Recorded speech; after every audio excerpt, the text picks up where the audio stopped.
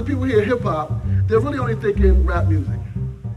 The entertainment industry has done a fantastic, remarkable job in making us think one little part of a culture is the entire culture.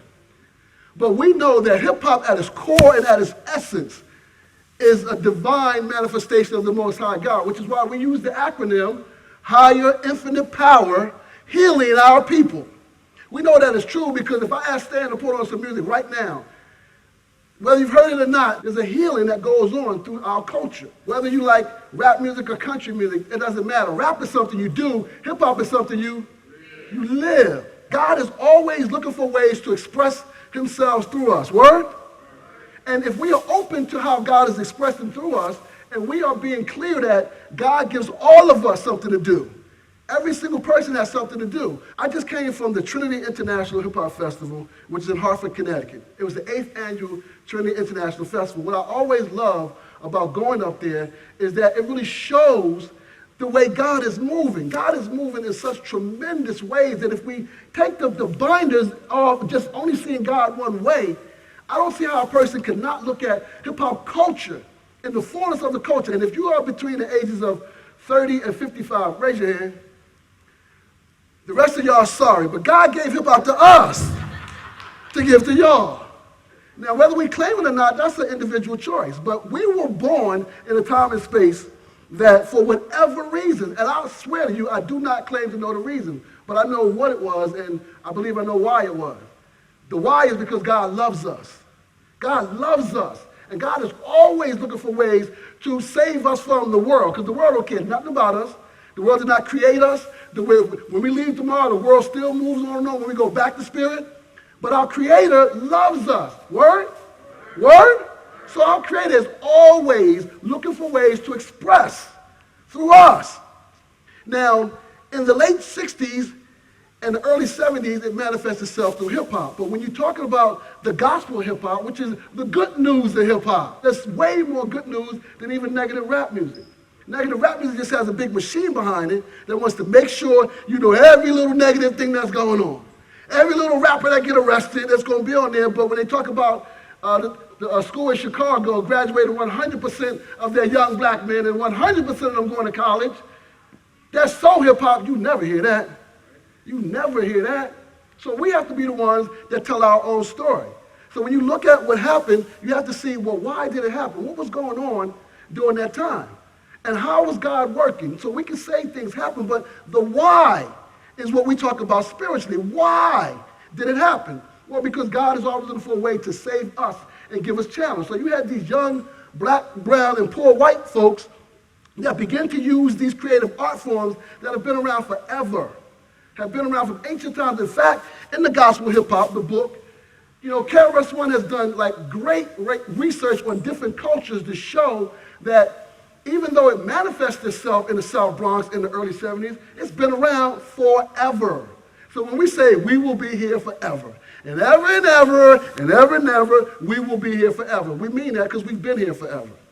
It may be called something different, but I guarantee you, it will be a higher, infinite power healing our people. Word? Okay. If you're between the age of 30 and 55, we remember a time where there was a balance in rap music. If you want to make the conversation just about rap music, there was a balance in rap music, so you can have your NWA to get your gangster on and, you know, all that, but you can also have Public Enemy, Queen Latifah, Kid and Play. You have balance. How did we, 30 to 55, how did we allow the entertainment industry to only bombard our youth in the mainstream with gross materialism, sexism, violence? I mean, they are literally being assaulted in this rap music now. Word? Because people that do not look at hip-hop from a spiritual point of view. They simply look at it as entertainment and music. And even if you're only looking at it that way, no problem. But we have the solution to that. The solution is to, first of all, understand how art works. Understand how these creative forms work. Understand that there's a spiritual meaning and purpose that, according to the United Nations, hip-hop is the fastest growing culture in the world. When I was at the Trinity Festival, they have different films that they show. I saw a couple of amazing films. One was called The United States of Africa, that was talking about, you know, The things that we take for granted, the Public Enemies, the Eric B's and Rakims, the Queen Latifahs, they are studying them because we know more about continental Africans than they know about themselves. Word? A number of times they're just coming out of the yoke of colonialism. Remember, Ghana only achieved this independence in 1957.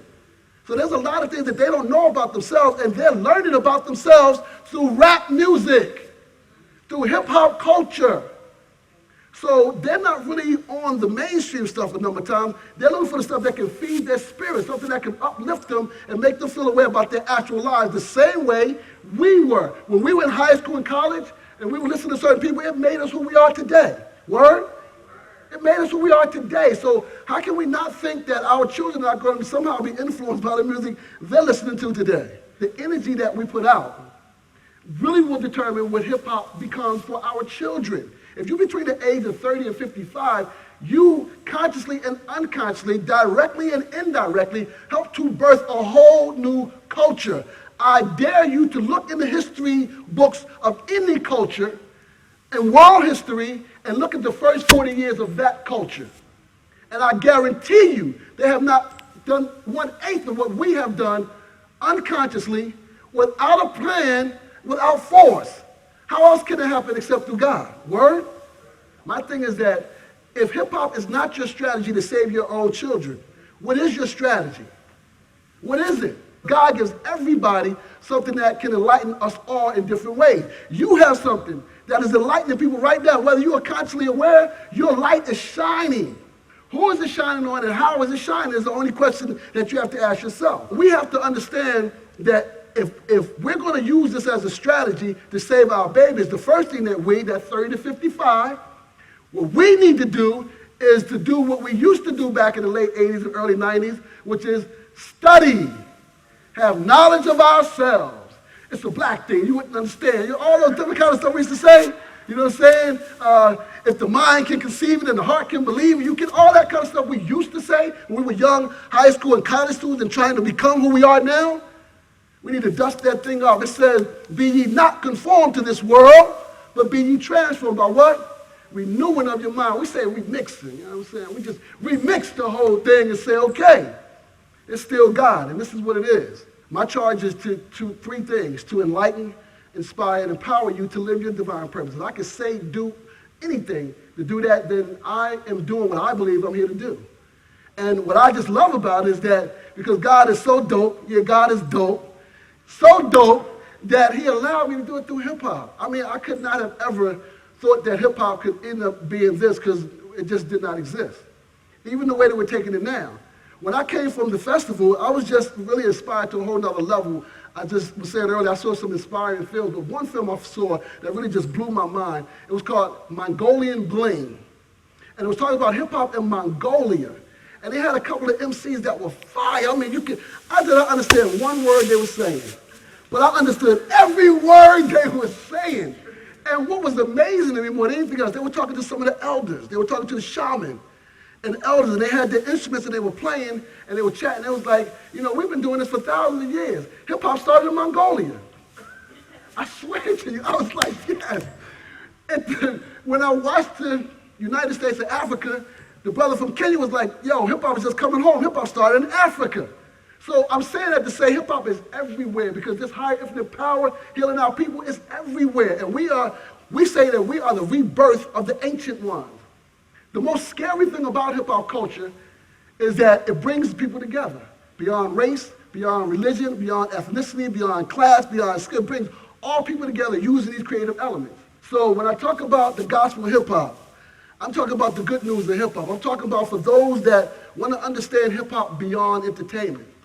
There's so much information out there. There's so many different ways. One of the ways, most certainly, is through the gospel of hip-hop. You can get it on Amazon.com, an actual bookstore, anywhere you want. I guarantee you, when you get this book, it will give you a whole different perspective. Let me give you, Minister Service, 7 suggestions for hip-hop empowerment. If you got your notes, get ready.